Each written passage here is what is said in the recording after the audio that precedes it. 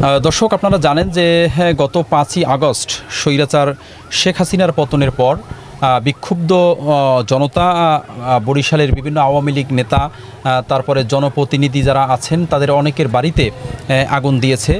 তো তার মধ্যে ছিলেন বরিশাল সিটি কর্পোরেশনের সাবেক মেয়র ও মহানগর আওয়ামী লীগের সাধারণ সম্পাদক শ্রেণীবাদ সাদিক আবদুল্লাহ। তার বাসভবনে নগরের কালীবাড়ি রোডের যে বাসা আছে সেই বাসায় আগুন ধরিয়ে দেন। তো সেই বিক্ষুব্ধ জনতা যখন সেই বাসায় হামলা করে তখন কিন্তু শ্রেণীবাদ সাদিক আবদুল্লাহ সহ প্রায় শতাধিক লোক ওই বাসার মধ্যে ছিলেন। তো যখন তার বাসভবনে হামলা করা হয় তখন তারা পিছন থেকে তারা পালিয়ে যেতে সক্ষম হয়। এর কয়েক ঘন্টা পর ওই দিন রাত 8টায় শ্রেণীবাদ সাদিক আবদুল্লাহর বাসা থেকে 3 জনের মরদেহ উদ্ধার করা হয়। ফায়ার সার্ভিসের কর্মীরা 3 জনকে উদ্ধার করে বরিশাল শের-ই-বাংলা মেডিকেল কলেজ হাসপাতালে মর্চুয়ারি ভবনে এনে রাখেন। তো ওই দিন রাতে না, এর পরের দিন আসলে 2 জনের মরদেহ শনাক্ত করা গেলেও একজনকে আসলে শনাক্ত করা যাচ্ছিল না। অনেকেই অনেক কথা বলছিলেন।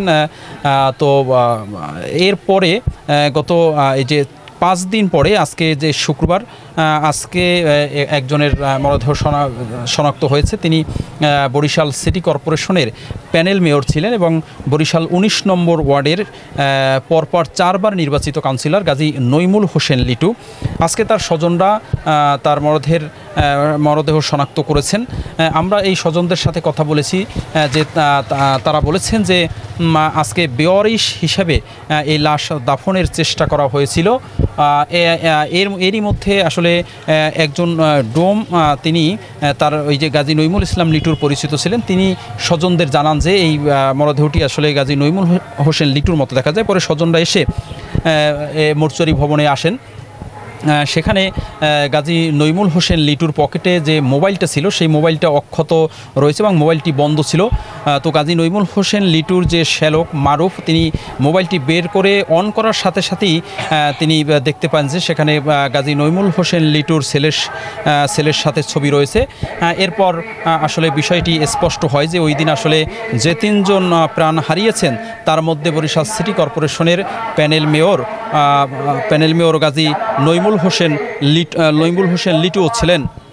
আছে ওইটা সম্ভবত লিটুর মতো হয়, ঠিক আছে। এটা শুনে আমি আর আমার বোন, মানে তার ওয়াইফ, একটা রিস্ক নিয়ে এসে মেডিকেলে আসার পরে বাইক করার পরে তার ফেজের দিকে তাকাই দেখলাম যে সেই। তারপরে পকেটে হাত দেওয়ার পরে তার মোবাইল আছে, মোবাইলটারে পাইলাম। আর বাম সাইডের পকেটে তার চশমা, আর হলো যে 1 প্যাকেট অরিজ সিগারেট, আর তার হাতে ডাইন হাতে একটা ব্রেসলেট ছিল, বা হাতে একটা ঘড়ি ছিল। ওই মোবাইলটা অন করার পরে আমার ভাগ্নে রিবু আর হলো তার ছবিটা ভাইসে উঠছে। ওই সময় আমরা শিওর হয়েছি যে গাজী নইমুল হোসেন লিটুর যে স্বজন আছে, আমরা তাদের সাথে কথা বলেছি। তাদের ভাষ্যমতে আসলে ঘটনার দিন শ্রেণীবাদ সাদিক আবদুল্লাহর সাথেই ছিলেন নইমুল হোসেন লিটু।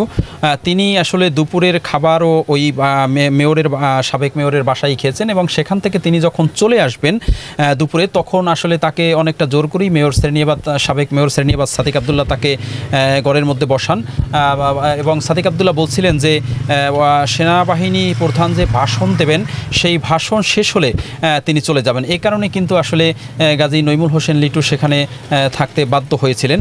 তো ইতিমধ্যে বিকেল 4টা নাগাদ বিক্ষুব্ধ জনতা শ্রেণীবাদ সাদিক আবদুল্লাহর বাসভবনে হামলা চালায়। তো ওই সময় আসলে ওই ভবনের পেছন থেকে সবাই পালিয়ে যেতে সক্ষম হলেও 3 জন আটকা পড়ে।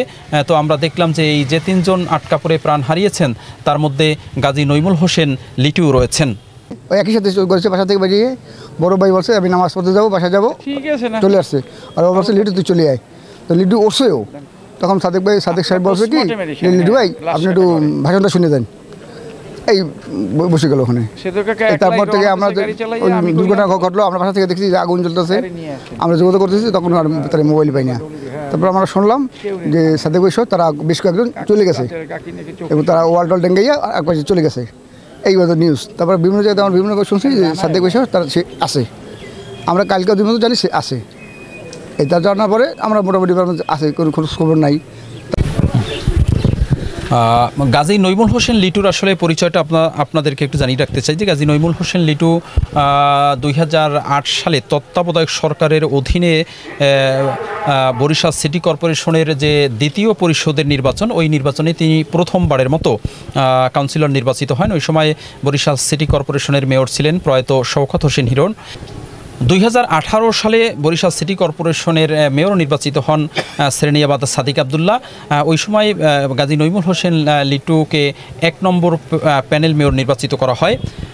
তো এরপরে যে পঞ্চম পরিষদের যে নির্বাচন, এই নির্বাচনে মেয়র নির্বাচিত হয়েছেন আবুল খায়ের আবদুল্লাহ খোকন সেরেনিয়াবাদ। তো Gazi Naimul Hossain Litu councillor, panel mayor ছাড়াও তিনি মহানগর আওয়ামী লীগের সহসভাপতি পদে দায়িত্ব পালন করছিলেন এবং সিটি কর্পোরেশনের মেয়র সেরেনিয়াবাদ সাদিক আবদুল্লাহর ঘনিষ্ঠ লোক হিসেবে তিনি পরিচিত ছিলেন।